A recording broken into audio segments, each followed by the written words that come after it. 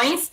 Então, para começar, né, só apresentando brevemente, bem breve, vou deixar vocês se apresentarem.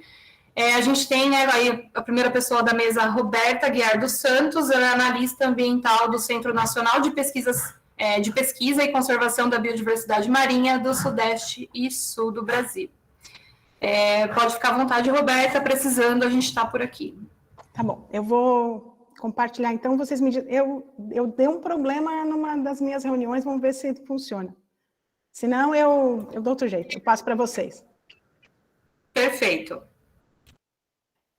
Eu talvez não consiga, deixa eu ver se eu consigo no modo apresentação aqui, porque esse foi o problema que deu. No modo apresentação eu não consegui passar. Deixa eu voltar aqui. No modo apresentação eu não consigo, gente. Deixa eu... Será que vai dar aqui?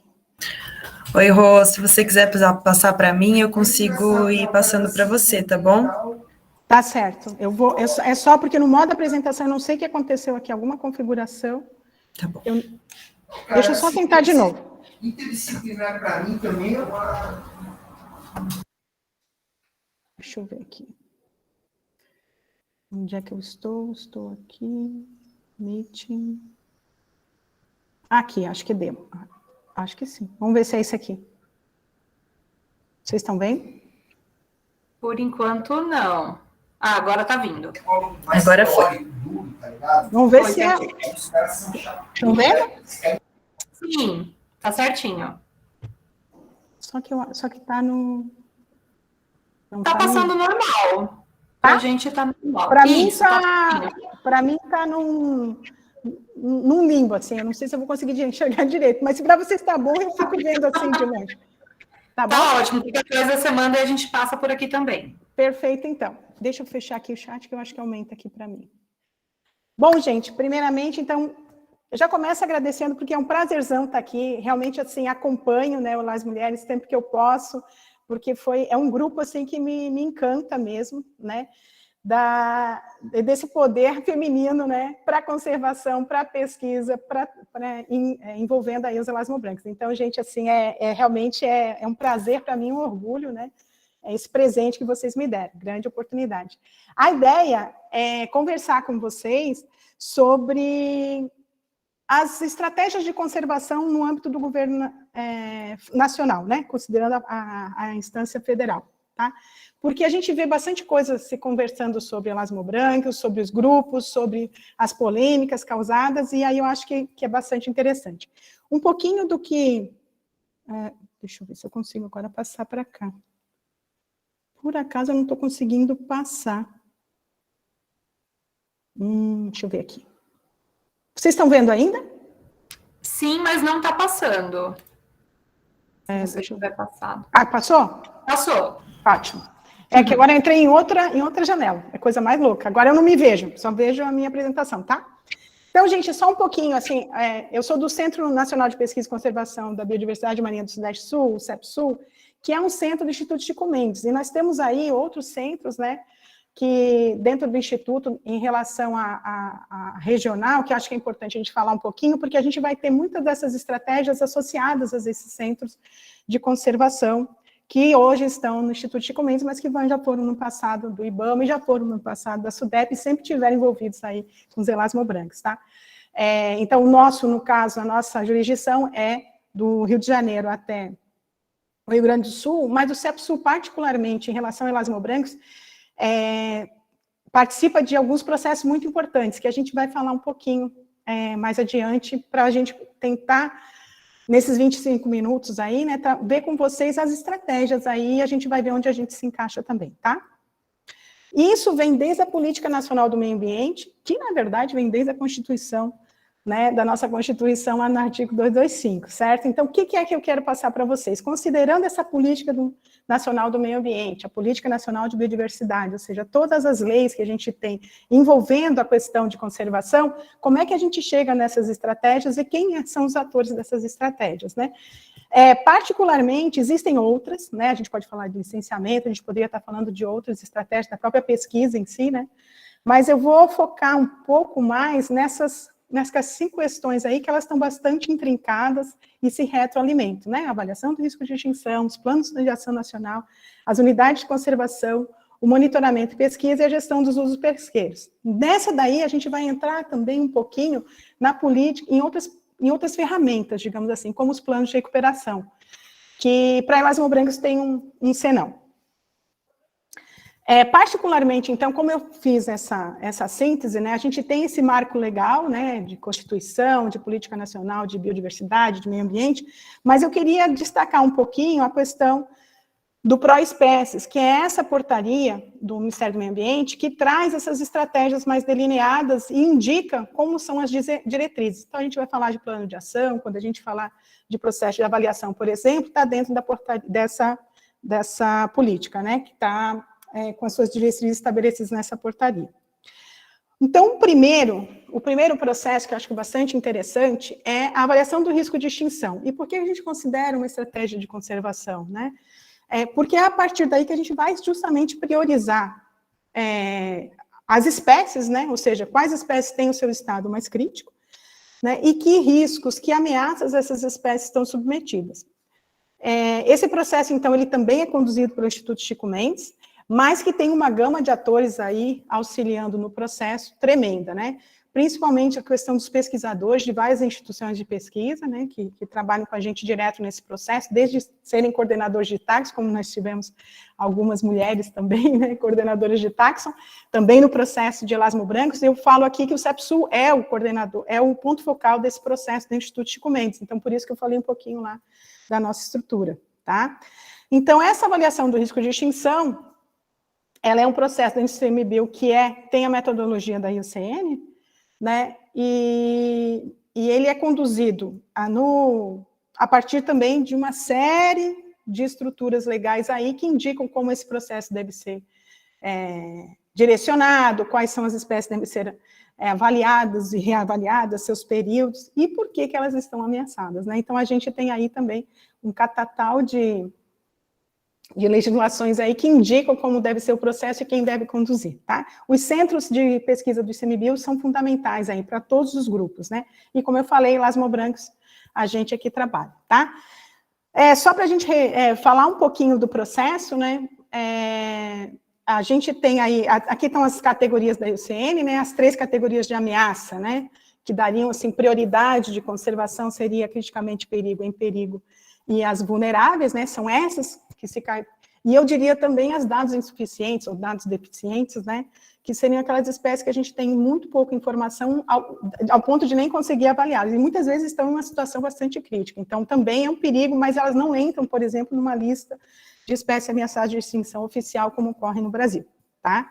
No primeiro ciclo do Instituto Chico Mendes, a gente avaliou aí todos os vertebrados conhecidos, né, e teve uma seleção em relação aos invertebrados. Esse ciclo ocorreu de 2008 a 2014. Um resultado parcial aí que eu vou mostrar, principalmente das espécies marinhas, né, a gente tem aí, nós avaliamos um total de 12.254 espécies, né, considerando os vertebrados e invertebrados, e dessas espécies marinhas avaliadas, 160 estavam em extinção, e a gente vê ali que 54 eram, no caso, Erasmo Brancos. A gente avaliou no processo por volta de 177 espécies, sendo 17 espécies de raios de água doce naquele momento, né? Hoje a gente tem mais aí, provavelmente umas 30 espécies de raios de água doce, né? E já estamos avaliando cerca de 180 e poucas espécies aí atualmente. A gente avaliou 146, né? 177, desculpa, antes, e agora a gente está avaliando por volta de 186 espécies, nesse segundo ciclo. O que a gente tem de diferente no segundo ciclo? Que vai de 2015 a 2022. Os Erasmo Brancos já foram todos avaliados, a gente fez uma última oficina de avaliação agora, recentemente, com as últimas espécies ou que foram registradas para o Brasil, ou espécies que foram descritas, né? E é por isso que eu falei que agora a gente está por volta de 187, mais ou menos, espécies.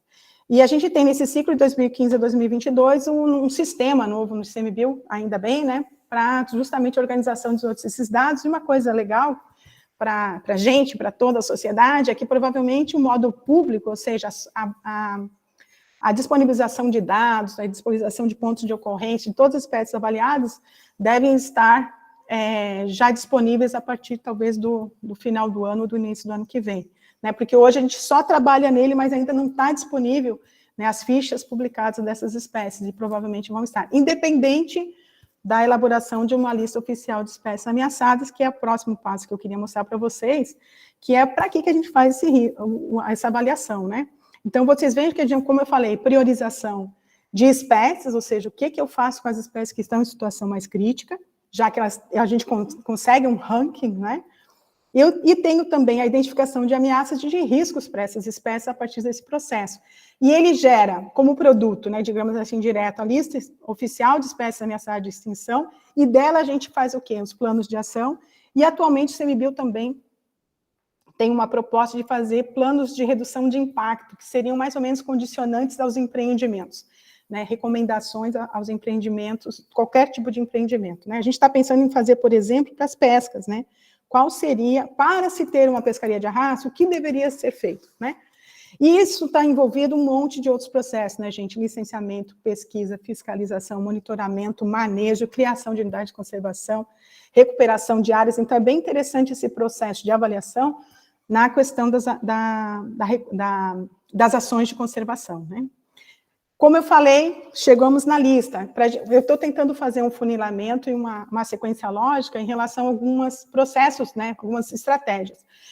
Bom, quem sabe de toda a polêmica que foi essa portaria, 445/2014, né, e a gente teve bastante desdobramentos dela, né. Uma delas é um clássico, né, claro, por causa inclusive dos acordos internacionais que o Brasil tem, né? Eu não cheguei a gente teria que falar de outra mesa sobre isso, né? Porque que a gente faz muita coisa, né? Muita coisa está ligada aos próprios acordos, né? Um deles é a própria CDB, né? E as suas convenções. Então, o que acontece? A partir daí, a gente já tem algumas metas para cumprir, né? Eu não vou falar delas agora, mas é só para saber que os planos de ação estão ligados a essas metas, por exemplo, tá? E esses planos de ação nacionais, eles são voltados a espécies ameaçadas de extinção, né? Também tem todo um arcabouço normativo para eles, né? Mas o importante destacar é que eles são estratégicos, em primeiro lugar, ou seja, são ações estratégicas, não operacionais. E muitas vezes a gente até não se frustra, né? Porque a gente está lá na proposta de uma normativa e ela, às vezes, ela é feita, mas chega lá onde deve ser feita, ou seja, execução, ela não é aceita, ou por alguma razão, alguma justificativa não é feita, mas apesar de tudo, dentro do plano, a ação foi realizada, né? Mas lembrando que, então, assim, na verdade, é a decisão, né? É a reunião, é um instrumento que trabalha com uma política pública, isso é importante, né? Que ela é feita de forma participativa, o máximo possível, né? A gente sabe que muitas vezes a gente não engloba todos que deveriam estar participando, né? E que esse grupo que está reunido, que provavelmente sejam bons representantes de um grupo maior, né? Identifiquem e orientem ações para a conservação das espécies, né? Principalmente, como eu falei, sempre uma questão de priorização de ações, né?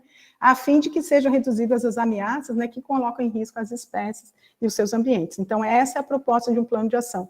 O mais participativo possível na elaboração. Hoje a gente está com uma redução, na verdade, num grupo de assessoramento técnico, mas na elaboração a gente sempre procura, cada vez mais, criar mecanismos de que mais gente possa participar.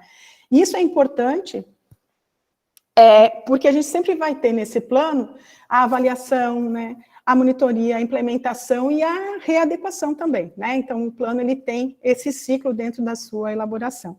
Para os elasmobranquis, nós temos 3 planos de ação que têm espécies de elasmobranquis, tá? Marinhos, no caso.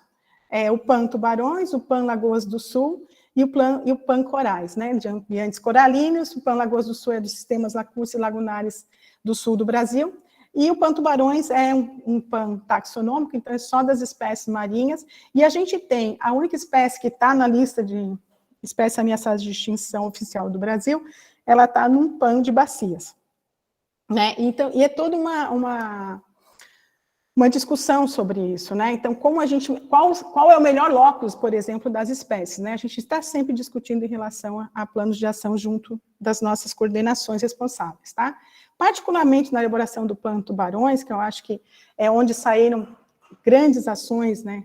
Ou seja, o encontro de muitas pessoas para estabelecer essa priorização de ações, a gente teve aí, desde 2012, a gente teve discutindo, né, foram várias oficinas ao longo do Brasil, a gente separou o Brasil em setores, né, para a gente discutir as problemáticas, as ações e ameaças, né, oportunidades, pontos fortes e fracos de cada região. Então, a gente separou em 3 regiões, e fizemos uma oficina de consolidação, até a elaboração do plano de ação em si.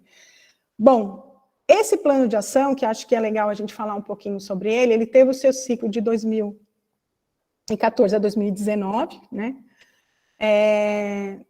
Ele teve várias, né, alterações ao longo das suas monitorias, principalmente em relação a ações que a gente via que eram ineficientes ou ações que não existiam governança, por exemplo, né? Isso é bem importante dentro de um plano de ação. E só para a gente destacar um pouco essa questão de elaboração de ações, onde a gente viu maiores... Então, como eu falei, esse plano de ação ele envolveu 54 espécies, né, de tubarões e raias marinhos ameaçados de extinção, que estavam lá na portaria 445. E as principais ações, por exemplo, que a gente pode dizer, que tiveram sucesso, né, maior sucesso, foram as ações de sensibilização e ações de pesquisa. As ações de gestão pesqueira, super importantes, já que as ameaças em relação à pesca foram, né, foram consideradas muito importantes, né? Ações de licenciamento também, né? Licenciamento ambiental, os empreendimentos que afetam, né, por exemplo, os hábitats, né, dessas espécies, essas em que a governança estava fora do conjunto, né, de atores do PAN, realmente foram as que mais a gente teve problema, né? Mas não se deve desistir, né? Talvez se deve ter mais articulação, porque geralmente os planos de ação estão ligados a articulações. Um ponto bastante forte, eu acredito, do PAN Tubarões também, foi a potencialidade em relação a editais, por exemplo, né? Ou seja, os tubarões, assim, a gente viu que teve realmente uma amplificação de ações em relação à educação ambiental, em relação ao próprio consumo consciente, né? A partir do plano de ação. A partir do plano de ação, ou porque existiam ações desse tipo já engajadas em outras instituições, né? Mas por isso que é importante destacar a questão dos planos de ação, que eles devem identificar essas ações, né? Essas ações prioritárias. Então, no próximo ciclo, a gente tem que usar esse aprendizado e ver o que a gente consegue realmente desenvolver e melhorar, né, nesse planejamento, tá? Eu acho que outra fonte importante, eu sempre considero que as unidades de conservação, embora áreas protegidas a gente poderia trabalhar também em outros tipos, né? Mas eu estou trazendo aqui mais a questão das unidades de conservação, que é outro ponto que é importante, eu acho, na parte de que a gente pode desenvolver ações de conservação. Por quê? Porque elas fazem parte de um território que tem um gestor, né? Tem um território delimitado com gestores. Então, eu acho que eu acredito muito na força que podem ter a gestão de unidade de conservação. Claro que tem muitos problemas também, né? A gente vê as RESECs, por exemplo, né? Às vezes se fala nas RESECs. As RESECs são, né, unidades de conservação, um tipo de unidade de conservação, onde tem uso, né? De preferência, né, o uso sustentável. Mas se a gente tiver um bom gestor, se a gente tiver um bom diálogo com a comunidade, porque nas RESECs o conselho é deliberativo, né? Então, eu acho que a gente consegue, é um ambiente menor, em que a gente consegue desenvolver ferramentas de gestão, como essas que eu estou colocando aqui, acordo de pesca, plano de gestão local, que são para espécies ameaçadas de extinção, termos de compromisso, plano de manejo, a gente tem tantas ferramentas para a gente poder fazer uma boa gestão, inclusive no que é direcionado aos elasmobrânquios, né? Eu vou dar um exemplo aqui, que eu achei uma grande vitória, que eu não imaginei que a gente ia conseguir, que foi a proibição do estropo de aço na APA de São Pedro e São Paulo, né? A gente não vai conseguir isso fora. Não vai um dia. Não ia conseguir naquele momento fora. Mas lá a gente conseguiu, ou seja, para que uma embarcação possa pescar na APA, que é bem grande hoje em dia, né, essas unidades de conservação, essas últimas que foram criadas marinhas, não pode ter estropo de aço. Então, isso é isso que eu digo, às vezes de um limão a gente faz uma limonada, né? Às vezes tão criticada, né, como é que foi feito, etc., mas a gente pôde criar um um mecanismo de gestão naquele lugar. Infelizmente, nós não conseguimos mesmo para a Trindade, porque a intenção lá é outra, né, da pescaria. Mas é o início, gente. Então, eu só estou trazendo alguns exemplos, né, de que a gente pode utilizar esses territórios para melhorar, inclusive, o estado de conservação de algumas espécies. Mas a gente tem que articular. Eu acho que isso é o grande... A gente está tentando, pena que veio a pandemia, mas a ideia nossa era justamente nos aproximar mais das unidades de conservação e trazer os planos de ação mais efetivamente para dentro delas. Aqui é muito en passant, porque eu acredito que esse tipo de ferramenta vai ser falado em outras, né, palestras, mas é a questão do monitoramento, né? Não tem como não ter, né, conhecer para preservar. Então, não tem como a gente não estar olhando, né, no nosso caso particular, para a pesca, por exemplo, né, e não está fazendo monitoramento. No governo federal, a gente tem vários tipos, né? Dentro do Instituto Chico Mendes, a gente tem o programa Monitor, que procura, né, cada vez mais ampliar essa rede de monitoramento. A gente ali no CEPSUL tenta fazer a parte dos desembarques industriais e artesanais, de alguns lugares, né, e com foco em espécies ameaçadas, e os lamos-brancos acabam sendo as nossas prioridades, né. A gente também tem em outros centros do ICMBio essa parte, e a gente tem também, né, no próprio IBAMA, que tem os seus condicionantes dos empreendimentos de petróleo, que também tem monitoramento pesqueiro, por exemplo, e também tem monitoramento de praia, se por acaso, né, algum lamão-branco der na praia. E tem também o próprio mapa, né, com a Secretaria de Agricultura e Pesca, que deveria estar fazendo também o monitoramento dos desembarques, estão fazendo agora essa transição do PREPS, por exemplo, né, em relação ao rastreamento de embarcações por satélite, os mapas de bordo. Então, esse tipo de ferramentas de monitoramento a gente encontra dentro na esfera governamental nacional também, tá? E agora indo, acho que talvez para os elasmobranquios, né, uma questão bastante importante, né, não esquecendo também das raias de água doce, a questão da exploração, né, do uso dos recursos pesqueiros, né. A gente tinha, né, nesses últimos anos passou por várias estruturas, né, hoje a gente tem aí a Secretaria de Agricultura e Pesca no Ministério da Agricultura, Pecuária e Abastecimento, né, hoje ainda não tem um desenho propriamente dito de um comitê de gestão, por exemplo, como tinha antigamente, né, onde a gente tem, antigamente não, que foi há poucos anos, né, então, onde a gente tem os comitês de gestão, com seus subcomitês, em especial o subcomitê científico, dando subsídio para fazer as normativas e ordenamento, né.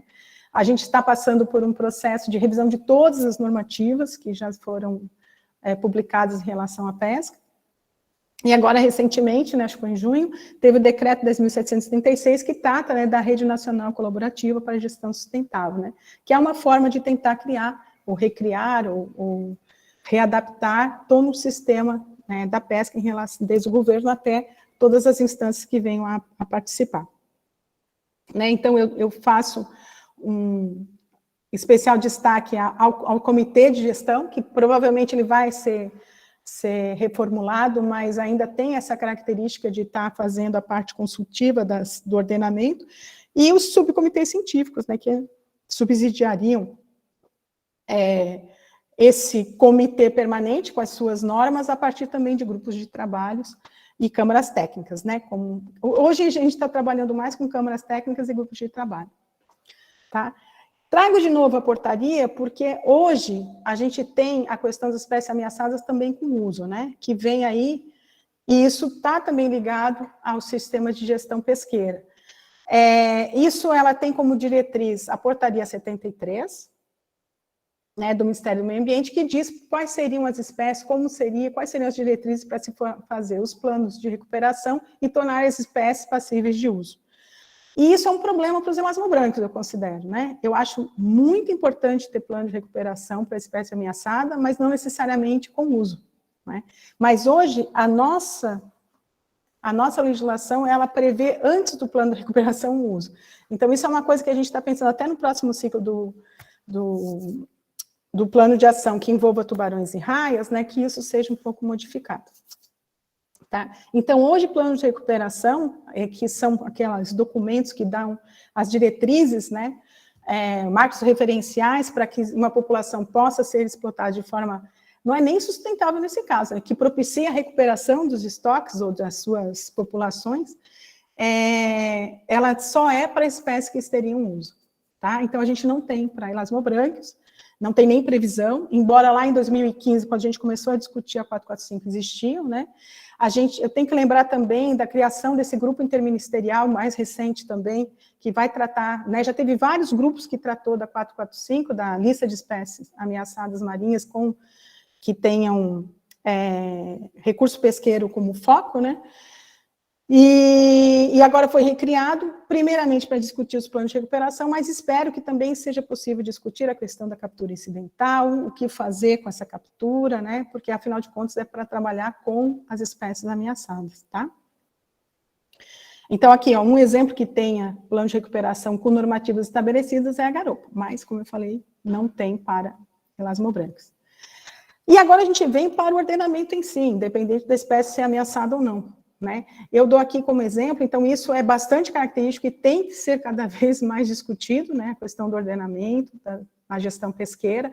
Dou o exemplo do EMALE, né? Acho que algumas pessoas podem ter participado desse ordenamento, que foi ainda na época que tinha Ministério da Pesca, né, e Aquicultura. Então, ou seja, onde há a discussão, lá naquela época existiam os comitês permanentes de gestão, foram várias oficinas, ao ponto de chegar numa normativa em que as elasmobrancos estavam ali bastante contemplados, por exemplo, com tamanho de malha, para evitar a captura, não ter tamanhos de malhas maiores que 14 centímetros, para não se capturar a cação-anjo, por exemplo, né? Ou a proibição do emalhe de deriva, né? Um malhão, chamado malhão, para não se capturar mais elasmobrancos. Então, além de outras, né? A gente pode, aqui eu só dei só estou citando esse para ver que existe no ordenamento, sim, momentos que a gente pode direcioná-lo aos elasmobrancos, na questão do finning, né? Algumas portarias que saíram do IBAMA em relação a manter as nadadeiras aderidas, dentre outras, né? E nós também temos dentro do ordenamento, e geralmente isso é feito fora das instâncias governamentais, mas que chegam até o ordenamento, a questão da mitigação, e elas acabam virando normativas. Às vezes demoram 30 anos, mas acabam virando normativas, né? Que são as medidas de mitigação. Eu trago aqui a donzol circular, que associada a não ter estropo de aço pode ser interessante, né? Justamente para aumentar a sobrevivência pós-captura e rompimento do estropo. O próprio estropo lá na APA, espero que que isso se amplie para todo o Brasil, né?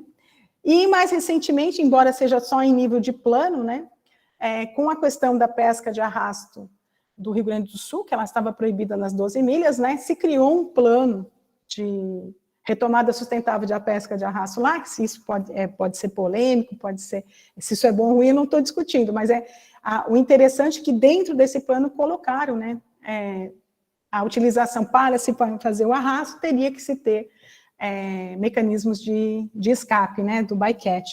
E dentre eles a gente teria, por exemplo, as raias aí, né, só para a gente ver que a gente pode, né, dentro do ordenamento fazer muita coisa. Mas o fundamental para mim é que esse ordenamento ele tem que ser compartilhado, né, ou seja, compartilhado no sentido de ter vários atores, a sociedade, o setor mais interessado, o setor pesqueiro, os pesquisadores, ter os fóruns locais, né, as situações, elas são diferentes, né, os fóruns regionais para se desenvolver, então, uma proposta nacional que pode ser compartimentalizada. Gente, era isso, né, eu queria dar realmente uma pincelada de vários assuntos, porque eles estão interligados. E, mais uma vez, muito obrigada por estar participando. Muito obrigada, Roberta. Nossa, foi uma aula em tempo recorde.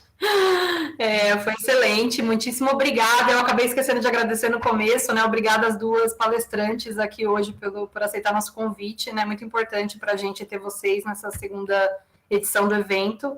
E agora eu chamo a Laís para a sua exposição e depois a gente parte então para as perguntas. Acredito que o pessoal já está criando bastante ali. A Laís Ramos Barcelos é doutoranda da Universidade Federal de Pernambuco e vou deixar ela se apresentar melhor. Obrigada, Laís. Obrigada, Roberta.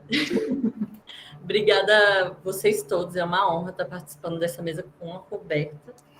E estar nesse evento também, que é muito importante, tanto para as mulheres terem voz na nossa área, né? Porque a gente sempre é estigmatizada nessa área como uma profissão de homens. mas a gente está aqui, ver esse tanto de gente aqui, muitas mulheres na pesquisa, é de se orgulhar. Então, vou aqui começar a apresentação.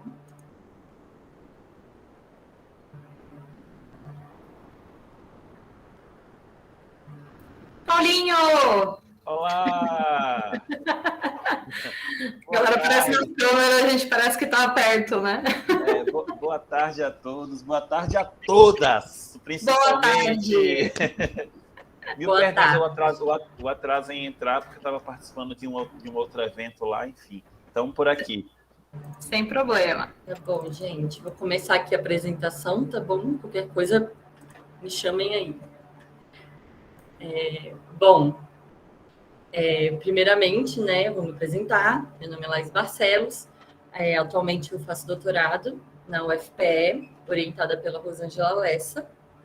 E essa mesa, né, eu acho que eu fui convidada principalmente para falar sobre divulgação científica. Mas eu trabalho com conservação desde a graduação e eu vou dar um geralzão aqui para vocês com foco na divulgação científica.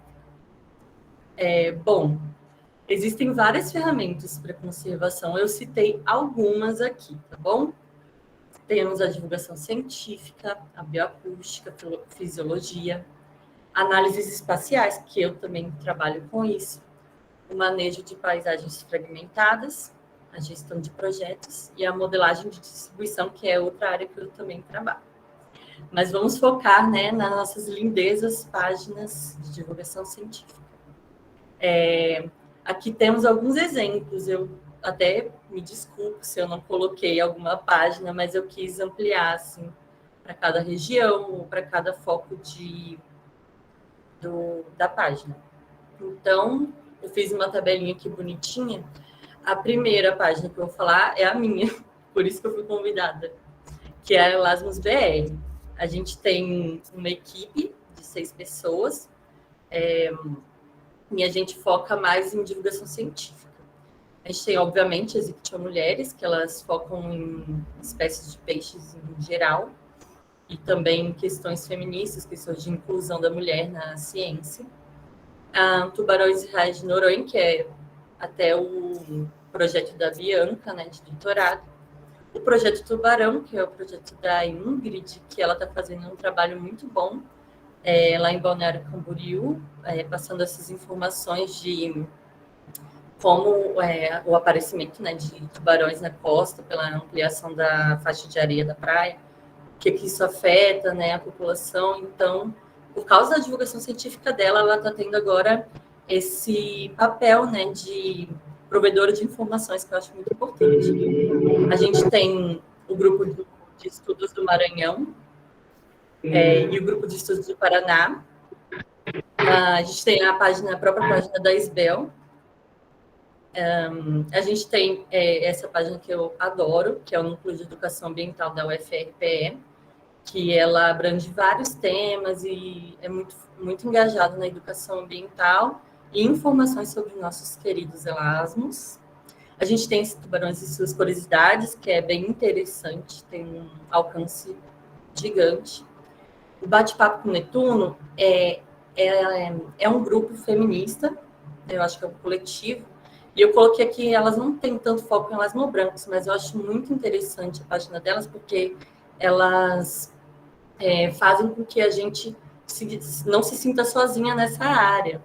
Ela, às vezes, divulga até relações abusivas de orientador ou algum caso de assédio em campo. Então, ela mostra a vulnerabilidade das mulheres nessa área, né? A gente tem as Móbulas do Brasil, o DIMAR, eu tentei colocar também páginas, né, de laboratórios. A gente tem o RELAS-NE, que é a Rede de Colaboração para Pesquisa e Conservação de Erasmus-brancos do Nordeste, e o projeto Lixa Vivo, que é o projeto coordenado pelo professor Ricardo Rosa, que é bastante interessante. Então, eu recomendo que vocês sigam essas páginas.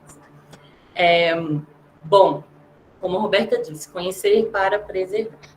A gente tem uma função muito importante, sendo uma divulgadora científica. Ela é essencial para aproximar a população do problema. Então, sem informação, a população não sabe nem o que está acontecendo ali na área dela. Aí eu coloquei um exemplo.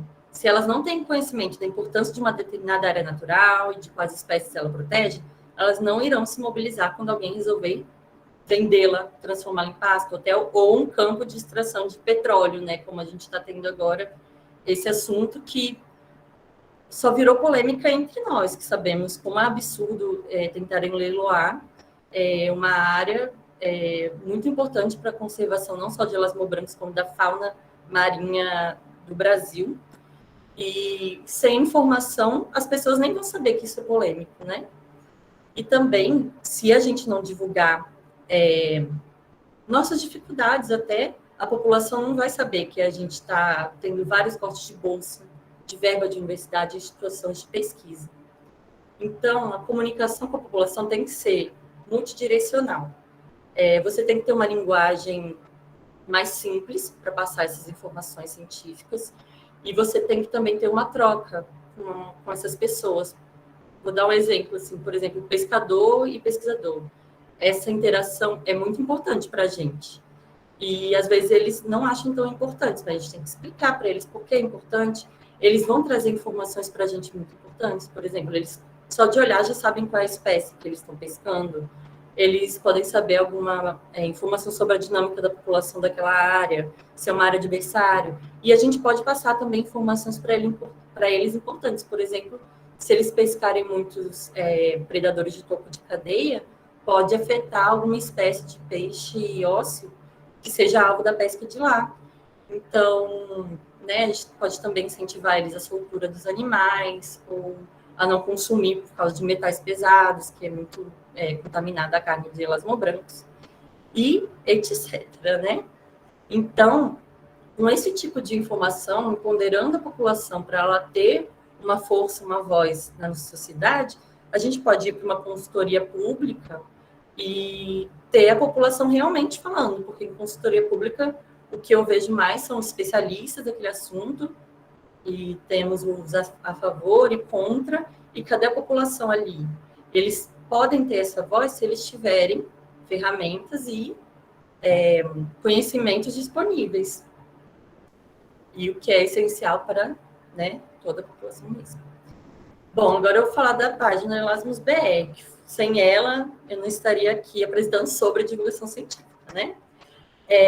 A gente criou em 12 de maio de 2020, no boom da pandemia, e a gente sabe que ou a gente ficou lotado de ideias, ou a gente meio que não teve ideia nenhuma, e nesses picos de criatividade ou não, eu vi várias páginas de divulgação científica crescendo, porque a gente estava mais nas redes sociais.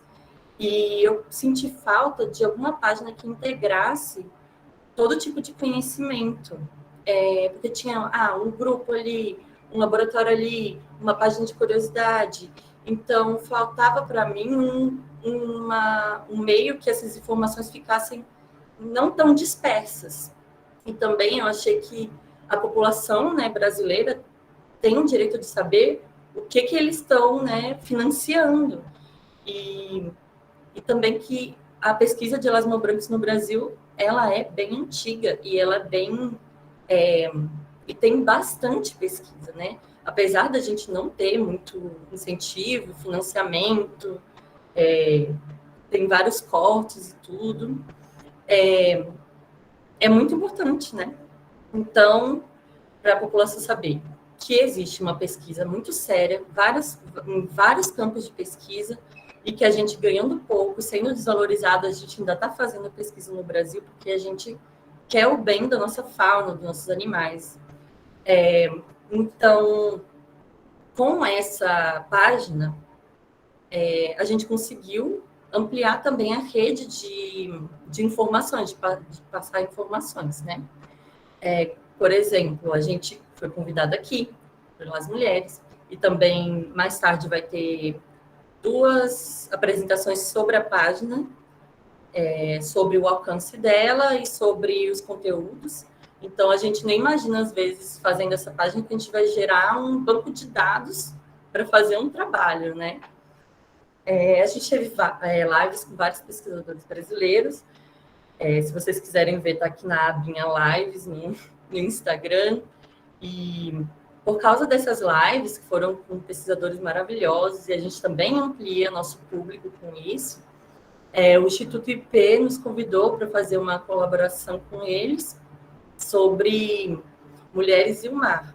E aí a gente saiu um pouquinho do nosso tema de Elasmo Brancos por um tema muito importante para a gente, que é saber como as mulheres estão ali na linha de frente, trabalhando com o mar. Teve a Celinha, ela estava na linha de frente ajudando mulheres marisqueiras e pescadoras do Pará. E a gente, às vezes, não sabe nem onde chegar a ela, né? E a nossa página, ela consegue ser uma ferramenta para colocar a Celinha em destaque, né? E com isso, a gente também teve essa proposta da oficina de desenho científico, que inclusive vai ter aqui também, né, no Congresso das Mulheres, com a Cris, é a mesma que deu para a gente, e também amplia mais o público. As pessoas que veem os desenhos dela vão ver as páginas, né, que tinha mulheres, Elasmus BR, e a gente teve vários convites também para palestras, de grupos de estudos, também algumas, né, mesas redondas ou mini cursos por causa da nossa página.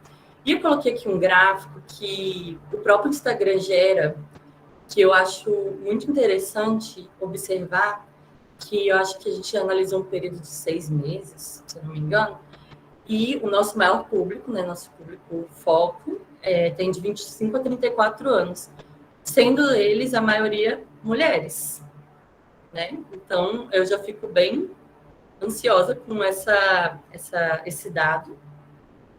Porém, gente, eu achei uma problemática da divulgação científica que a gente não explora muito. Por curiosidade, eu fui pesquisar no Google Acadêmico sobre divulgação científica. E na primeira página, que é a página que a gente acha, né, o maior alcance, o artigo com maior alcance, eu percebi que os artigos são muito, muito antigos. E o mais recente, acho que era 2011, se não me engano. Então, eu até proponho, se alguém tiver interesse, ou vocês mesmos, eu jogo essa ideia para a gente criar um pouco mais de artigos sobre isso, porque é muito importante.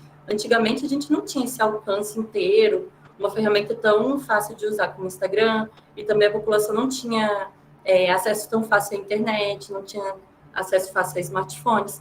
E hoje em dia a gente tem isso, então a gente tem que aproveitar isso para divulgar mais e mais, para saber, para todos saberem, né, a população brasileira saber que esse tipo de ferramenta é muito importante. Porém, eu vou falar agora do meu trabalho, né, porque aqui a gente faz de graça, a gente se esforça todo dia para postar conteúdo para vocês. O algo em troca é a conservação dos nossos animais, obviamente, mas a gente se esforça bastante para estar ali todo dia desenvolvendo conteúdo. Mas eu vou falar sobre um pouco outras ferramentas de conservação que eu já trabalhei. Bom, esse aqui é um artigo científico que eu consegui publicar sobre um jogo didático que eu fiz na minha graduação em licenciatura. Eu fiz um jogo de tabuleiro. Então, aí tem outra ferramenta de conservação, que era para alunos do 7º ano do ensino fundamental. E nas cartas dos jogos eu coloquei tanto informações, né, de conteúdos que eles aprendem no 7º ano, como curiosidades sobre os animais e informações para desmistificar essa imagem de monstro que eles têm. Então, a gente tem uma tendência a pensar que a geração posterior à nossa vai salvar o mundo, os animais, mas a gente esquece quem é o responsável para passar essas informações para eles. Somos nós, são os professores. Então, né, temos que investir na educação nessa parte, não só quando a gente já está na pesquisa, naquele mundo bem complexo, né?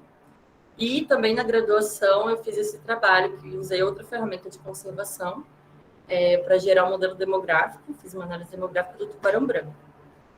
Para o meu mestrado, aí também foco em conservação, eu foquei nessas áreas sensíveis, biológica e ecologicamente, na costa do Brasil.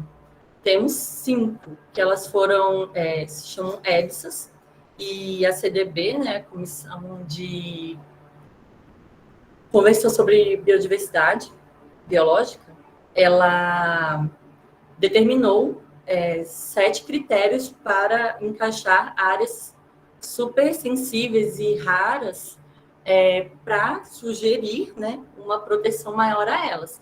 E só no Brasil temos 5, isso é muita coisa.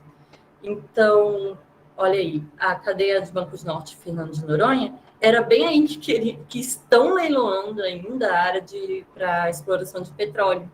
E ela está numa área incrivelmente importante para a gente, para o Brasil. Corredor de biodiversidade, ela é área de alimentação, de berçário para várias espécies, e os elasmobrancos estão aí dentro, né? Bom, e agora no meu doutorado, eu estou fazendo uma análise temporal da pesca no Brasil. Isso é um mapinha que eu gerei de interpolação entre 92 e 99, analisando as áreas que a gente tem long line, né, que a gente tem a pesca industrial, e a CPUE, a captura por unidade de esforço. E como a gente pode usar isso? A gente pode ver temporalmente, analisar se essas áreas são importantes ainda para a pesca ou não. A gente pode sobrepor, por exemplo, o mapa das EBSAs aí e ver no ano que foi instruído, por exemplo, 2009, se a pesca diminuiu, se aumentou. Tem muita coisa que a gente pode fazer nisso aí. E eu trabalho não só com elasmobrancos, como com peixes oceânicos no geral. Então, concluindo, a gente usa ferramentas de conservação, porque ela é a base de toda a cadeia conservacionista. E o estabelecimento de políticas ambientais planejadas é a ferramenta dispensável para a prática conservacionista, tanto em nível local quanto diz respeito às questões globais. E a divulgação científica empodera a população, porque sem informação não temos um povo que consegue argumentar quando vê alguma injustiça, né? Então é isso, gente. Obrigada.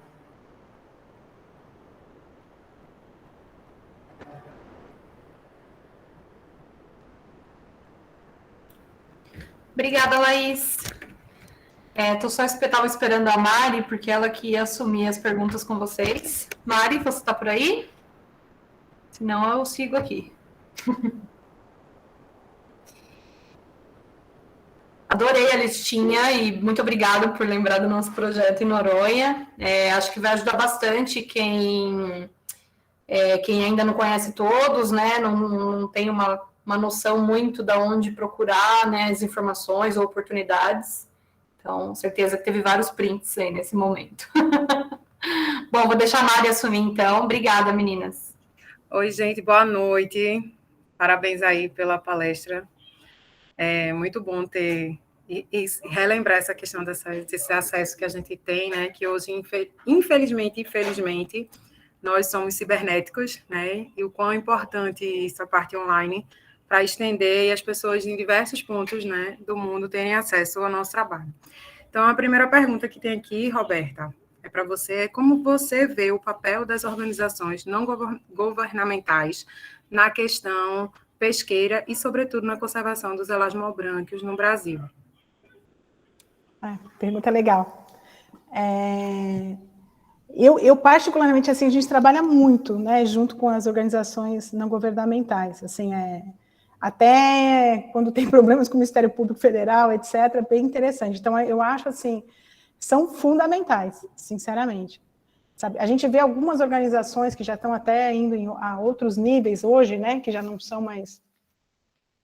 Que o problema para mim que eu vejo são os recursos, né, porque às vezes elas sempre trabalham no limite, e quando aparece um grande projeto, né, por exemplo, esses projetos da Petrobras, etc., sempre dá um gás maior em relação à conservação direta, eu diria, né, quando a gente pensa, sei lá, como foi a Fundação Tamar no passado, antes de se tornar uma verdadeira empresa hoje, né, a própria Albatroz, Meros, por exemplo, né, mas a gente vê que esses grandes projetos, Tominha, que a gente tinha, a questão das baleias Jubarte, então a gente vê assim que muitas dessas organizações são, assim, que impulsionam mesmo, a gente tem acontecido isso, recentemente aqui na nossa região, a gente teve muito problema com as redes de emalhe. Se não fosse isso ser aventado pelas organizações não governamentais, eu não sei se teria tido a discussão que a gente teve, no caso foi por causa das baleias, mas estão aí junto, né, os tubarões e raias nesse grupo.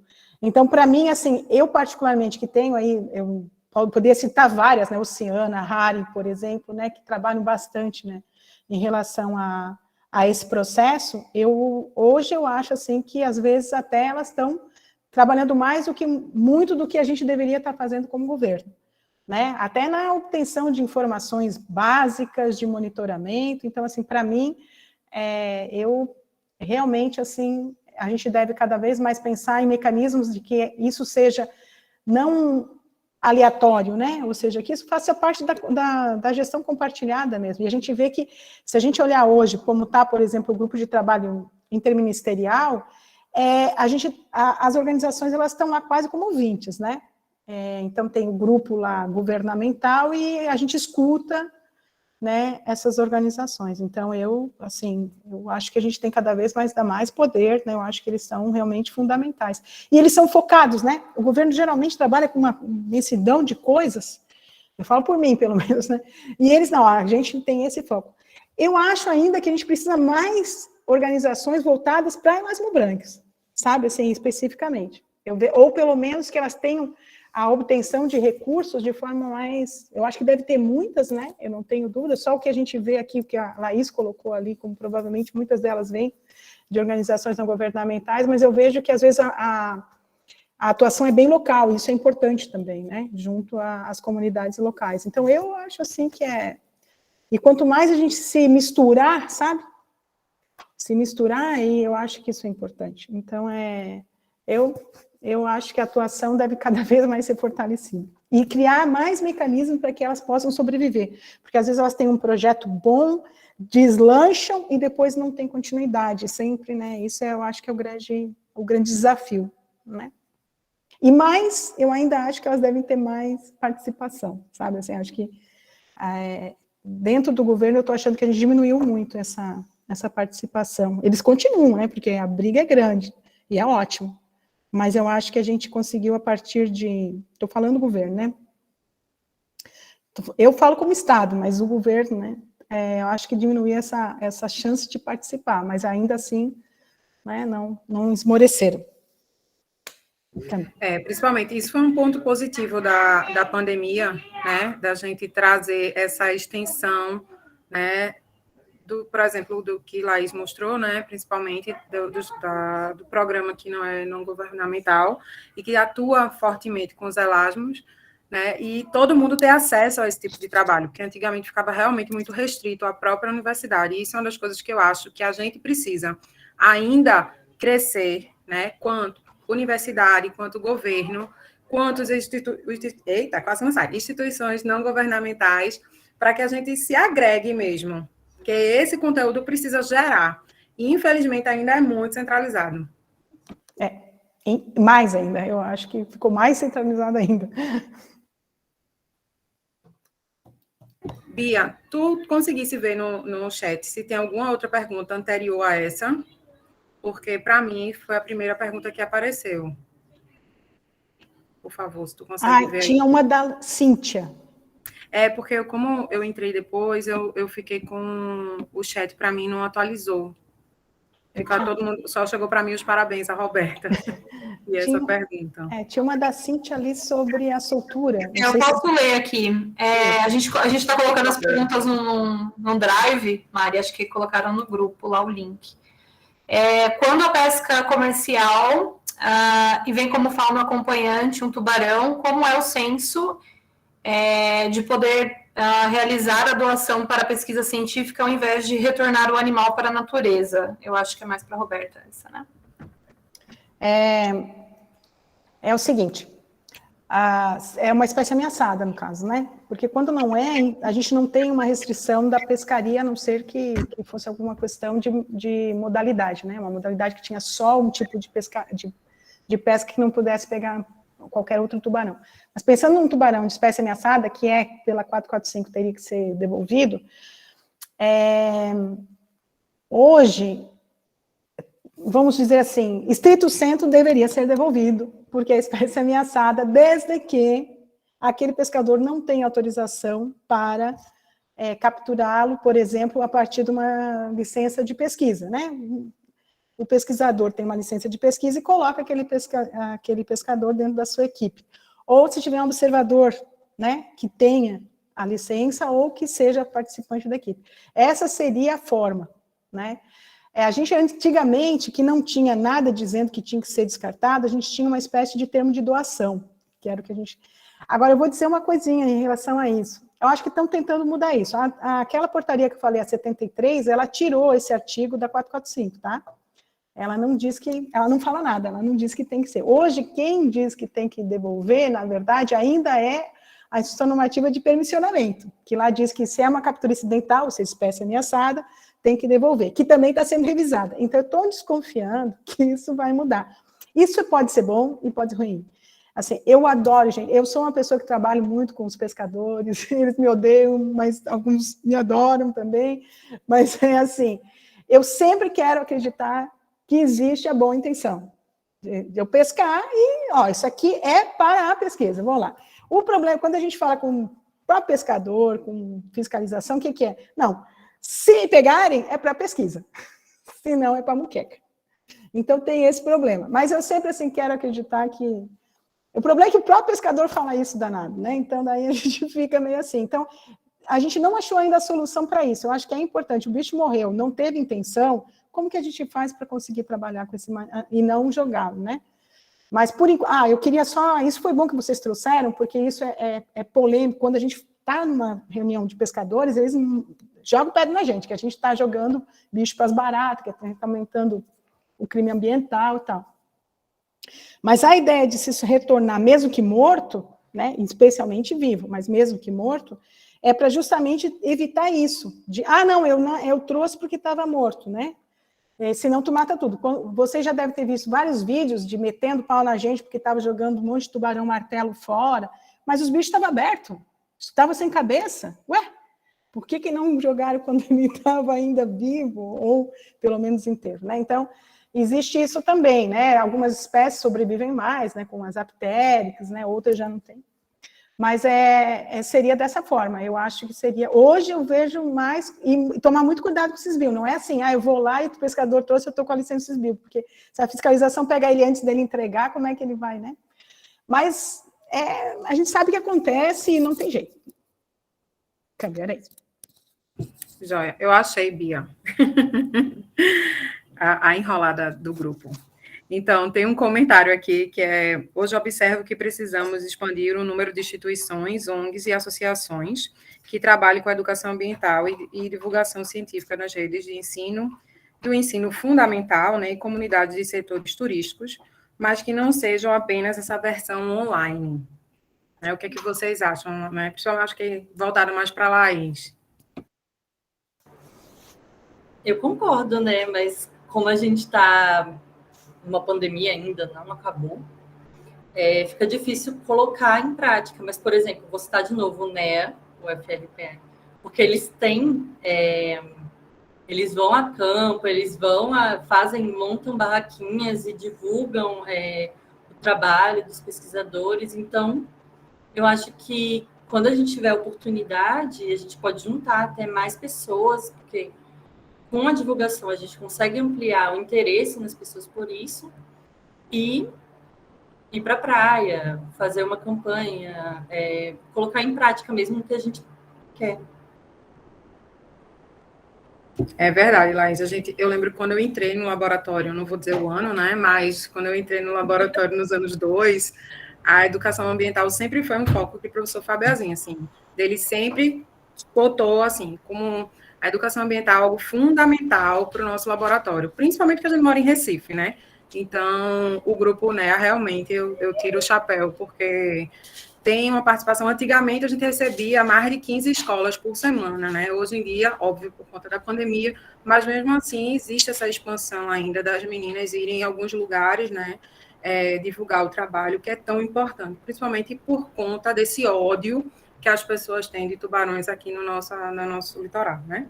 Então, realmente... E até para complementar isso, porque moro em Recife há 4 anos e a gente vê que a população é consciente e sabe que a gente está no ambiente deles por causa desse tipo de divulgação também. Também das plaquinhas na praia, todo um processo, né? E quando a gente vai à escola, é muito legal, né? Os alunos vêm, feira feira científica, né, de colégio, a gente era bastante procurado para mandar kits, e as meninas fizeram agora, tá tudo muito legal, assim, realmente, trabalho belíssimo. Aí tem outro comentário, né? Comentário muito bem colocado, Laísa, tem até um TCC que analisou livros didáticos e não tem praticamente nada de elágio nos livros. E quando tem, as informações não são muito boas. Essa área precisa de mais atenção. Eu concordo, e eu acho que a gente tem uma formação, né, da graduação, e a gente sempre foca mais na ciência da prática, de campo, tudo, e esquece um pouco da licenciatura. Então, é uma questão que a gente pode reclamar, a gente pode dar uma atenção maior. O TCC, eu acho que é da... Poxa, esqueci, desculpa. Mas eu já li esse TCC e eu sei que as informações são muito rasas, são muito superficiais, ainda são um pouco sensacionalistas. Então, acho que a gente está no caminho certo para mudar esse tipo de consciência, ainda mais para a geração que está vindo agora, que já cresceu com um celularzinho na mão. Então, a gente pode contar com eles, eu acho, para dar uma expandida a mais nos livros didáticos. Pois é, importante. Roberta, falaram aqui que mundialmente... Mari, só complementando no chat, Isis falou que o TCC é dela. Isis Gonçalves. Isso, seu trabalho é lindo, Isis, parabéns. Obrigada, gente. Deu um trabalhão para analisar, mas realmente não tem nada de estado de conservação desses animais e nada sobre finning e ainda uma visão muito problemática dos tubarões, ainda amplificando esse medo aí de geração em geração. Todo mundo tem medo de tubarão. Se você grita tubarão numa piscina, o povo alucinadamente sai, tubarão, aquela coisa que a gente sabe. Eu dei uma disciplina de conservação, uma aula, né, que faz parte da bolsa da pós-graduação, e perguntei para os alunos se eles tinham medo de tubarão. A maioria tem medo de tubarão mesmo, e olha quanto tempo faz que já passou esse Jaws aí, derivados, e ainda continua dessa forma. Nos mais novos, nos mais velhos, a gente que ama tubarão deve ter sido afetado de forma diferente, né? Acho que o nosso cérebro funciona diferente do resto do pessoal, mas nós somos muito poucos, infelizmente. Aí, obrigada, pessoal.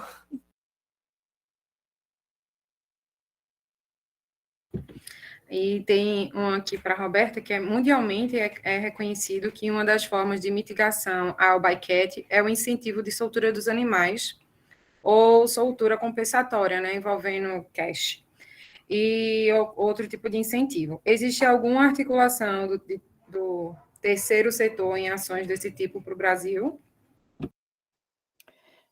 Eu não sei se é o terceiro setor, né?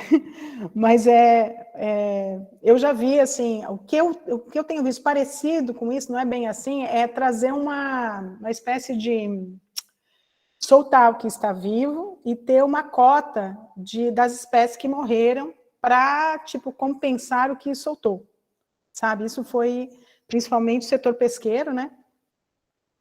Que colocou essa proposta. Na parte governamental, eu nunca vi, eu não me lembro de nenhuma discussão de ter essa possibilidade. Já havia discussão de possibilitar, tipo, 1% da captura, sabe? Alguma coisa assim, que também é um problema para a fiscalização, porque é quase que impossível a gente conseguir pesar. Mas, assim, de retorno financeiro, eu só vi para petrecho de pesca, né?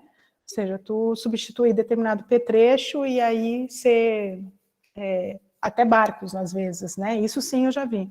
Mas para o bycatch eu já vi só a proposição do setor pesqueiro, principalmente, mas mais é podendo trazer e vender uma parte, né? Para considerar aquilo. Ou até uma coisa que eu já vi também, que é parecida, é poder trazer e fazer doação para os programas ligados à alimentação, né? Alguns programas desses que tem vez por outra dentro do governo. Mas eu acho que... E a gente nunca pensou... Eu me lembro nas discussões... É que a gente sempre faz discussão aí com a 445 mesmo, já tive várias, né? Mas a gente sempre tentou evitar a questão da cota, e sim tentar diminuir a captura, né?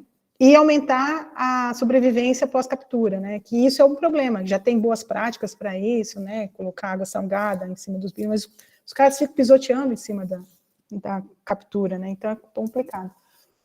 Eu não sei como é que vai estar agora, né? Nessa discussão que está aí desse grupo que eu coloquei na apresentação. Que eu espero que esse grupo trabalhe com a redução da captura e, né, da soltura vivo, né? Que a gente quer tentar é que eles soltem vivo. Mas eu não sei se tem alguma outra discussão que eu não esteja participando, né? Pode ser?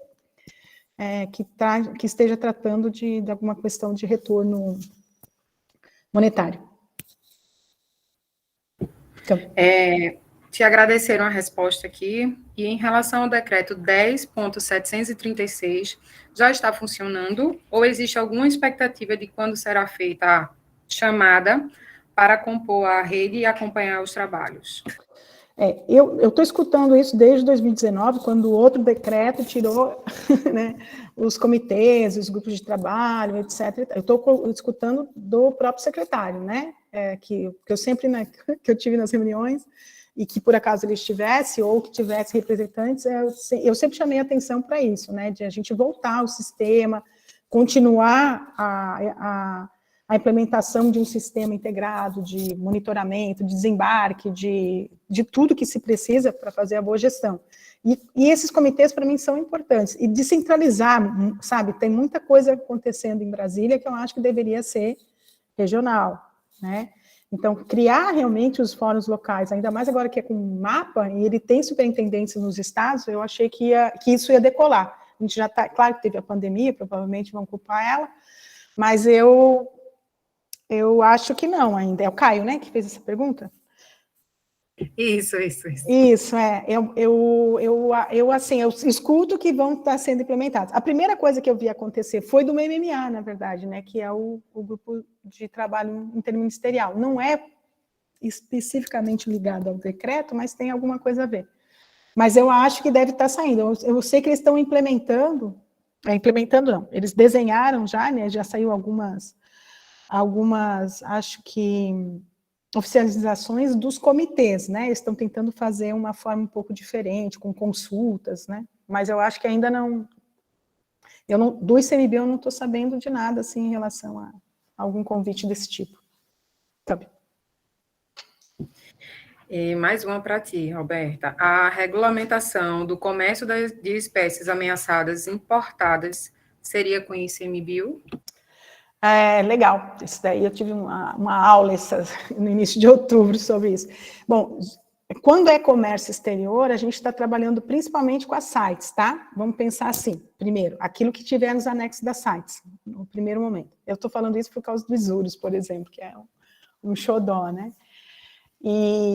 Então, quando tem a ver com as sites, né, a importação está ligada a algum anexo, isso é IBAMA, como autoridade administrativa, e hoje também autoridade científica, no caso de fauna, né? E o ICMBio é autoridade científica também, junto com o IBAMA, e o Jardim Botânico na questão de madeira. Então, se a espécie está vinculada ao anexo 2, ou anexo 1, daí é proibido. Mas, se não, aí a exportação, ela passa... O IBAMA ainda também está trabalhando com a exportação geral, porque ele trabalha com a parte de licenciamento, então ele tem que dar autorização de exportação também. Mas, se for sites, a gente tem ainda a questão da autoridade científica dentro do ICMBio, se a espécie é sites.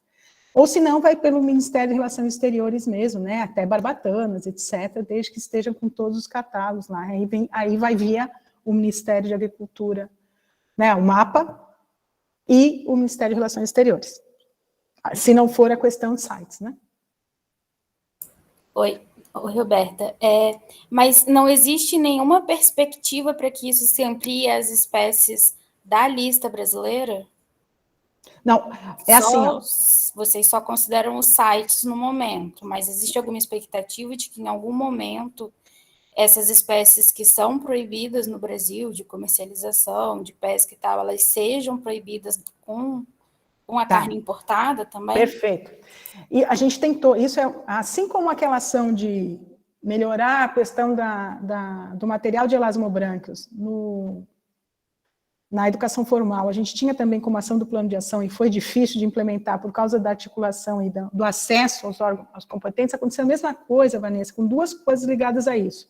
A gente queria colocar a proibição de exportação de barbatanas, a gente chegou a fazer a proposta, mas que não entrou. E a questão de importação de espécies ameaçadas. Quando a gente fez isso, quem estava articulando isso era o Ministério do Meio Ambiente, para vocês terem ideia. E o que aconteceu? Não dá, porque olha só a confusão que é. Já vou explicar para vocês. É a questão de commodities. O Brasil é quase que obrigado a importar determinados commodities, determinados grupos de alimento, peças, etc., por causa dos acordos internacionais. Então, se a espécie não é ameaçada fora, não está dentro das CITES, ele pode importar. E isso é um problema, vocês já viram. Eu peguei uma situação bastante peculiar com anjo. Peguei uma carga de anjo que veio importada da Argentina. Na época, ninguém sabia direito se podia ou não podia importar espécie ameaçada, porque a gente estava no início da lista. A Argentina não, desculpa, o Uruguai. O Uruguai tinha dito que era esquatina argentina, na época a esquatina argentina não estava na lista de espécies ameaçadas, quando eu abri as caixas era o quê? Esquatina guggenheim, que estava na lista. Então, gente, esquenta-se espécie ameaçada brasileira com nota de importação. A gente já viu isso nos mercados, né? Tu tem lá 12 toneladas de anjo e tu diz, como aconteceu no Carrefour em Porto Alegre, todo mundo sabe disso, né? Em que foi apreendida uma carga enorme de esquatina e apareceu uma nota de importação da bichinha, né, da Argentina. Então, não conseguimos isso. Foi a Vanessa? Não conseguimos isso, e principalmente por as questões de commodities, e isso é ligado ao Ministério das Relações Exteriores, essa questão da importação, de o que permite-se ser importado, né? Então, a gente não conseguiu dentro do PAN, isso a gente vai ter que continuar articulando para que aconteça. E isso e as barbatanas. Tá ótimo. Só queria agradecer, porque é muito legal você falando sobre isso. Trouxe uma visão realmente que eu não tinha. Obrigada. Roberta, a saga continua. Então, você acha que, se houver pressão das ONGs, da sociedade científica, conseguimos encurtar esse tempo de implementar o estrobo de aço no Brasil todo? Esse é o meu sonho, gente. Se antes de eu morrer isso acontecer, eu estou feliz demais. Porque, pelo menos para eu antes defendi o tubarão azul, sabe? Não pode pegar tubarão azul, não pode. Aí eu desisti do tubarão azul. Eu disse, não, vamos fazer o seguinte, vamos defender os outros tubarões. Para não pegar os outros tubarões, tem que tirar o estrofo de aço. Então, a gente esquece o tubarão azul e fala dos outros, porque ficava muito foco no tubarão azul, e eles sempre dizem que pode pescar no tubarão azul, né? Então, quando aconteceu na APA de São Pedro de São Paulo, que estava naquele momento em que todo mundo estava trucidando aquelas APAs, eu disse, peguei o Gilberto Salles, né? Disse, vamos lá, vamos fazer. Não vai dar certo, mas a gente começa testando. E deu na APA, sabe? Eu fiquei muito feliz. Claro que lá eles não pescam tubarão, o espinhel pelágico, né? Não aqueles barcos menores, os espinhéis, os grandes, né? Eles estão realmente bastante interessados no atum e na meca. Então, o que acontece? Quando aconteceu lá, eu disse, gente, é o início. A gente sabe que é difícil de fiscalizar, como é que vai saber se eles usaram ou não usaram? Mas é o início, porque quando for proibido no Brasil, não pode estar no barco. Então, aí vai ser muito legal. Esse é um sonho, e eu acho que é possível, sim, a gente fazer mais pressão. Vocês estão vendo aí tudo que está acontecendo, os tubarões estão na mídia, está aí a Laís mostrando aí um monte de coisas que a gente viu. Então, assim, a gente vai tirar essa coisa do tubarão, né? Essa coisa do tubarão e cação. Eu como cação, não como tubarão. Então, eu acho que a gente está Eu acho que não falta muito, sabe? Eu posso ser muito otimista, mas a gente já teve bem pior. E isso foi há 5, 6 anos, entende? Acho que a gente está bem melhor agora, eu quero acreditar. Eu estou aí com os Urus agora, na briga dos Urus, mas não, a gente vai conseguir, sim. Vamos, e juntos, né? É melhor, mais fortes ainda, com certeza. Vamos tirar esses tropos, gente. Vai ser muito Fala, Bia. Essa foi uma pergunta minha, na verdade. Foi antes do comentário sobre as importações, né? E é uma coisa assim muito legal, né? Que às vezes a gente acha que pequenas ações assim não têm grandes, né, consequências, né? E só para dar um relato assim da nossa experiência aqui falando como Sea Shepherd, né? A gente publicou uma notinha na Science, né? Uma coisa que todo mundo já sabe, uma coisa que estava ali. A gente, vamos falar sobre isso, né? A gente sabe que tem outros pesquisadores já trabalhando nessa questão do consumo de caçamba há muitos anos, mas a gente falou, vamos tentar jogar de novo, né, a merda no ventilador, né, desculpa a palavra. E deu certo, né, saiu na Science e isso chamou muita atenção, assim, né, da BBC, e isso foi virando uma bola de neve, né, até que a gente recebeu e-mails de deputados querendo, né, justamente, vamos criar isso, né, vamos fazer essa normativa para proibir a importação de espécies ameaçadas, que é uma das coisas que a gente tem conversado bastante também com o Rodrigo Barreto, e colocar o nome da espécie, pelo menos na espécie que é importada, né, que é uma coisa que a gente vai conseguir bater lá nesse governo atual, falar assim, vocês querem realmente que outros países mandem carne de cação para o Brasil? Vocês não querem monopolizar isso aqui? Vamos entrar nessa briga e chamar o pessoal, né, que é a favor da pesca de tubarão no Brasil, mas para conseguir essa primeira luta, né? Vamos barrar a importação, vamos colocar as normas da importação, que tendo a importação com o nome da espécie e com espécies que são, por exemplo, a esquatina, né? Que seria um exemplo muito bem aqui, né? De proibir a importação de espécies ameaçadas, já vai ser um avanço gigantesco para a gente depois usar isso de exemplo para conseguir barrar outras coisas, e é o exemplo do estrobo de aço, né? Então, vamos seguir nesse daí também. Conte com a gente e vamos fazer pressão. Eu acredito muito nisso, sabe? Assim, aí a gente vê que eu acho que uma das coisas que eu sempre identifiquei na conservação é quando a gente consegue com que o absorvedor desse problema, ou seja, a questão de quem é que importa, para que se importa carne, sabe? A gente não sabe o que está comendo realmente, né? Tem toda a questão dos contaminantes, né? Então, assim, a gente tentou colocar essa coisa da rotulagem também, né? O Rodrigo também fez bastante força nisso, lá no CEPSU a gente tem um link com um mapa na parte justamente de rotulagem muito legal, então a gente está trazendo esse pessoal de lá, e eles fizeram maior força, sabe? A gente lá no CEPSU trabalhou com eles, inclusive, para mostrar como é importante estar essa história. Se vocês olharem como é que é a norma de rotulagem, cação e raia pode ser tudo qualquer coisa, mas pescada, e se vocês disserem que é pescada olhuda, tem que ser sinócio guatucu, entende? Mas os cações é uma mistureba, e a gente estava trabalhando já com mapa nisso. E eles são bem, sabe, muito ligados, alguns, né, pelo menos, muito ligados na conservação, e eu acho que a gente está indo nesse caminho. A gente tentou, com uma outra normativa, tentar jogar a rotulagem, mas não deu certo, que era a parte lá de contaminantes. Mas, ó, gente, eu vou dizer, é aquilo que alguém colocou aí no chat. Jogou na mídia, faz marola e pode fazer onda grande. Então, que bom, esse trabalho da Science mesmo fez bastante diferença. Né? Eu acho que a gente não sabe o que está comendo, né? A gente não entende muito bem o que está comendo. Claro que tem uns que sabem que gostam mesmo, né? Mas realmente eu acho que... E se a gente trabalhar com consumo, com a parte de quem está absorvendo, né? Que não é só o intermediário aí, o vendedor, né?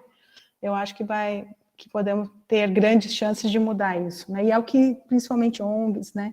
Etc. fazem. Então, por isso que eu digo, a gente está muito lá apagando incêndio, entende? Mas legal. Tem até uma pergunta com relação ao CEPSU, né? Que tem... vi que o CEPSU tem parceria com grupos de pesquisa, acredito que seja no fornecimento de amostra. Como vocês fazem essa parceria com pesquisadores ou pesquisadoras que têm interesse nessa parceria e como isso poderia proceder? Olha, a gente tem assim, hoje em dia até está uma coisa boa nessa gestão do ICMBio nova, foi porque os acordos de cooperação técnica estão saindo um pouco mais rápido. A gente fez agora recentemente mais um, embora tenha um monitoramento, um controle muito grande, mas pelo menos eles saem mais rápido, né? A gente fez, inclusive, com o Instituto Linha d'Água. E a gente estava fazendo com algumas universidades, mas as próprias universidades são mais complicadas do que a gente, consegue ser mais, e às vezes a gente não consegue pela burocracia. E aí o que a gente tem feito, por enquanto, é um trabalho mesmo de parceria, considerando, por exemplo, os planos de ação, o processo de avaliação, e às vezes, então, nem tem uma parceria tão formal. O ideal é que tenha a parceria formal, a partir de acordos de cooperação técnica. Mas, às vezes, a gente consegue também, a partir de ações de plano de ação, etc., conseguir essa parceria de forma não tão oficializada, mas mais a partir de uma política pública ou de uma ferramenta, como é o caso dos planos de ação, por exemplo. A gente tem conseguido, né? Infelizmente, eu não sei como é que vai ser a nossa continuidade, por exemplo, de amostras. A gente tinha observadores científicos, né? A gente estava tentando criar, mas a gente está todos, né? Estava vendo ali a Laís falando também da questão das bolsas, CNPq, recursos para pesquisa, né? E lá a gente também está com problema orçamentário. Mas a gente diminui um pouco no ano, mas quem sabe em outros anos, e a gente acha que está aberto, sim, né? É uma questão de falar com a nossa coordenação, na verdade, né? E como é que você vê o consumidor como chave nesse processo legal? Assim, são duas coisas que eu acho, é o pescador e o consumidor, entende? É aí, sabe, assim, uma vez a gente estava trabalhando com unidade de conservação, e a gente estava só conversando com quem apoiava. Eu digo assim, gente, se a gente só conversar com quem apoia, a gente não vai fazer, a gente tem que ir lá convencer quem não apoia, né?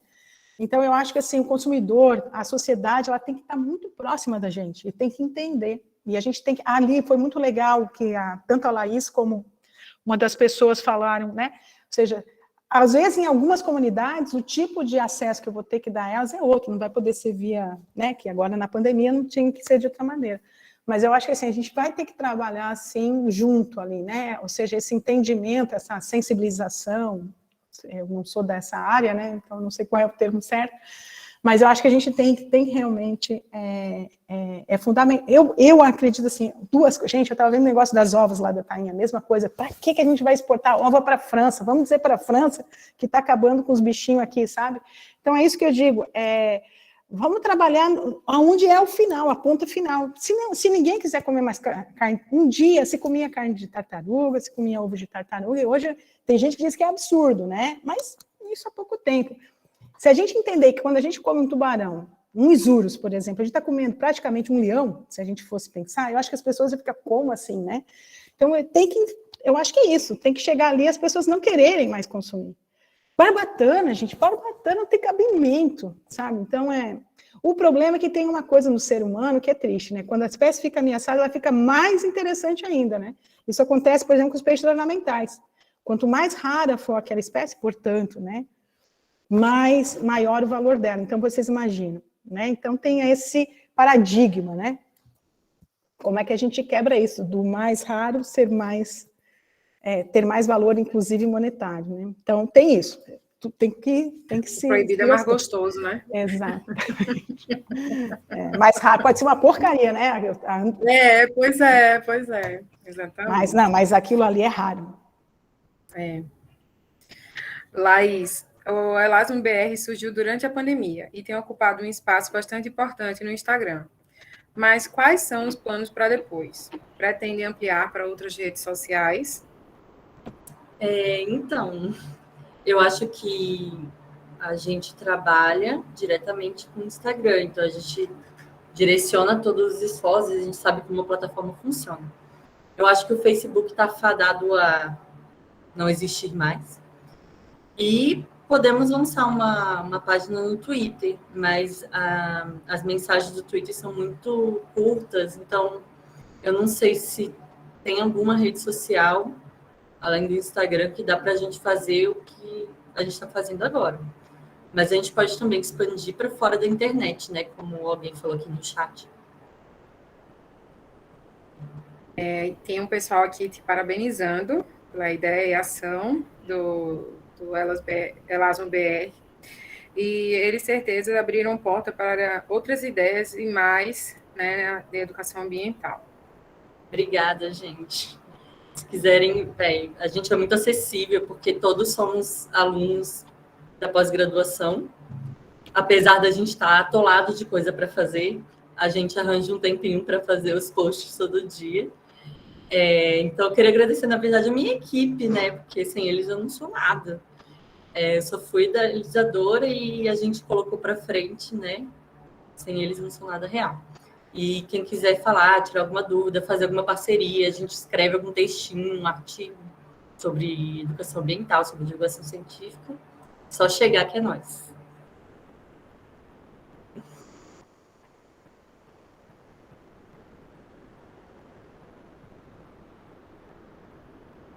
Alguém aqui quer fazer alguma outra pergunta para a Roberta ou para a Laís?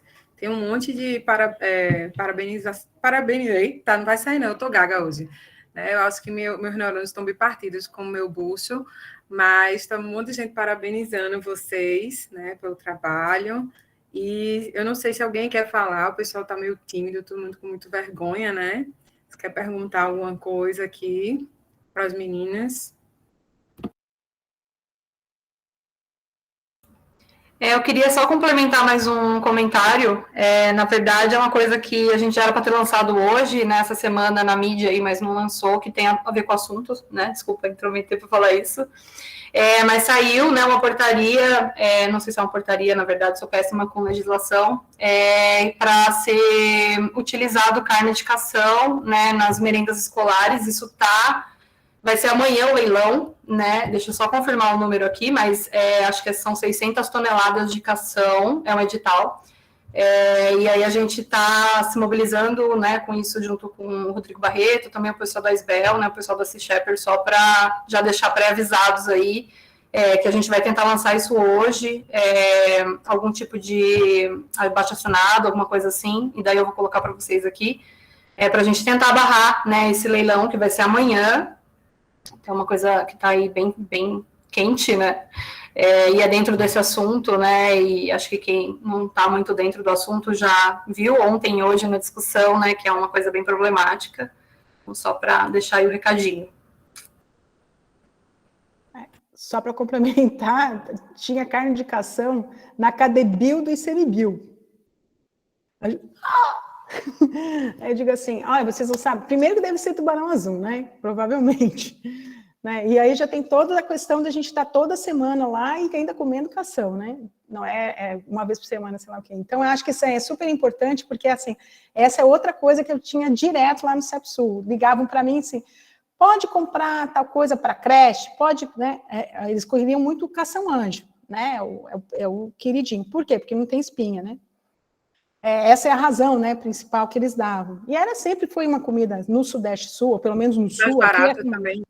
Não, e aqui é comum, né? Viola, cação-anjo, era comum, porque agora nem eles são mais comuns. Mas é absurdo porque isso incentiva, né, gente? Então, assim, como a gente está com essas commodities encalhadas no mercado, com certeza esse valor é baixo. Se vocês forem em qualquer mercado aí, público, etc., tá lá as postas, né? As asas das raias e as postas, pelo menos aqui, na minha região. E geralmente são as carnes mais baratas, né? Por quê? Porque o que era interessante já se foi, né? Ficou só o charuto. E tem que desovar em algum lugar. Nada melhor do que um edital superfaturado. Então, e ainda com uma carne que é barata, né? Então, realmente é uma pena, mas assim, existe uma tradição de colocar esse tipo de carne realmente nas merendas, né? Nas creches, nas escolas. Aqui na época do meu doutorado, se eu não chegasse cedo para pegar, eu não tinha não, porque não era, nem vendia assim tanto, mas era o consumo próprio mesmo dos pescadores e dos restaurantes locais, né? Porque aqui tem muita moqueca de arraia, pastel de arraia, coxinha de arraia, né? E tubarão também, né? Então mistura tudo, né? Porque eles botam arraia, mas vai tudo junto ali, né? Para vocês verem como essa coisa de espécie ameaçada ou espécie diferente começa a ficar interessante. Tem um restaurante relativamente chique aqui de Balneário Camboriú que está vendendo coxinhas de arraia como uma especiaria. Eu não acreditei quando eu vi no Instagram. Então, e isso também acontece, né? Começam a querer diversificar e fazer umas coisas diferentes aí, sobretudo quando a carne vermelha está nas alturas, né? Mas é isso, temos que... O problema é que a espécie não é ameaçada, né? Então, assim, vai ser difícil justificar, né? Tem que justificar por outros meios, né? Provavelmente deve ser cação azul, né? Acho. É difícil. Alguém tem mais alguma pergunta, gente? Pessoal, não me deixe no além sozinha.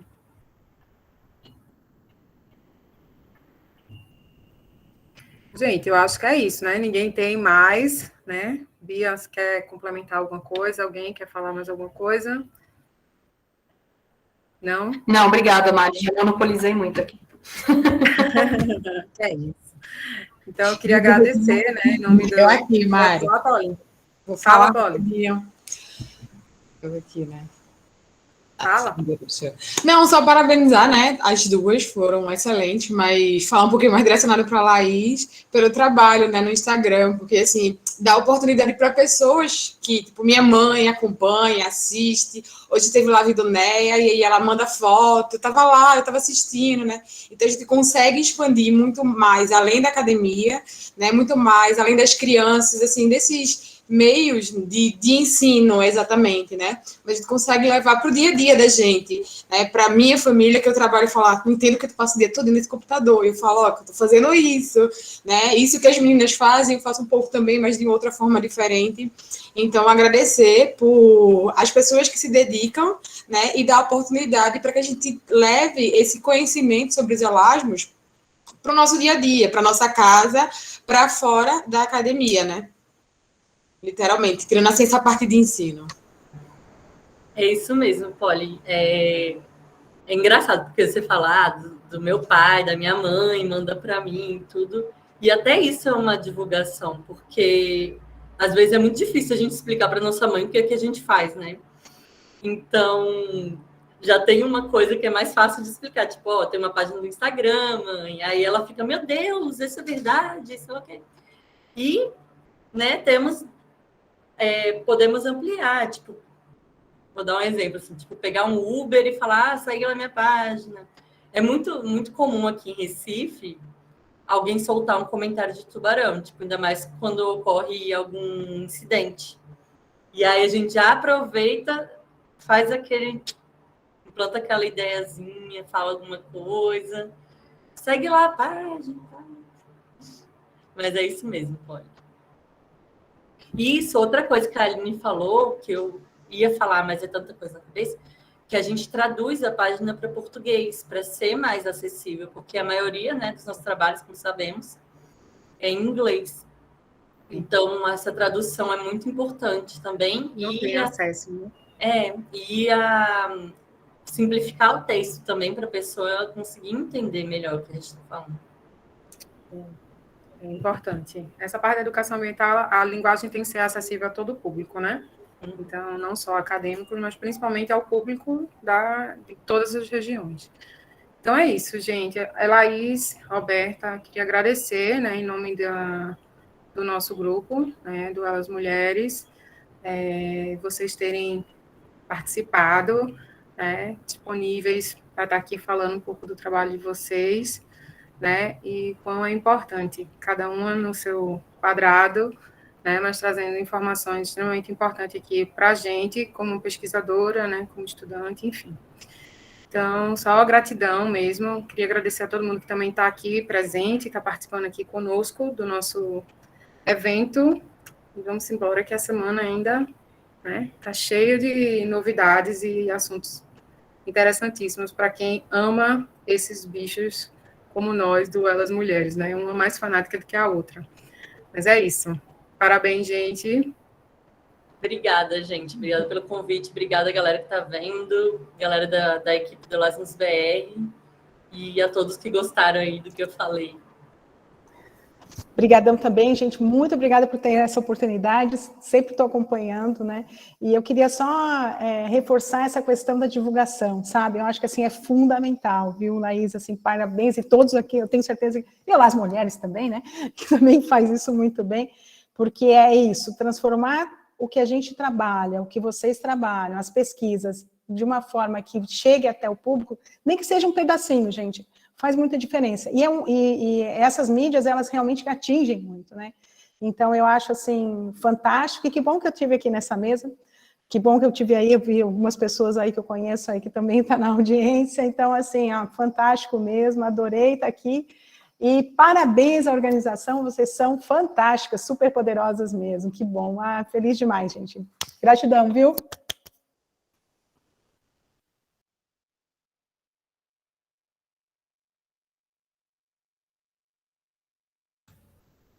Bom, então acho que, não sei se a Mari falou que eu perdi aqui, a gente volta às 7 com as apresentações orais. Esqueci de falar isso, Bia. Obrigada. Ajuda os universitários, que a pessoa está com o neurônio bipartido. É a pausa do café, vou logo fazer o meu. É falta de café. E tá dividindo aqui com o bucho, meu filho. Meus neurônios já estão meu tic-teco. Eu tô com tico, né? Até às 7, meninas. Até já já. Até já já. Beijo.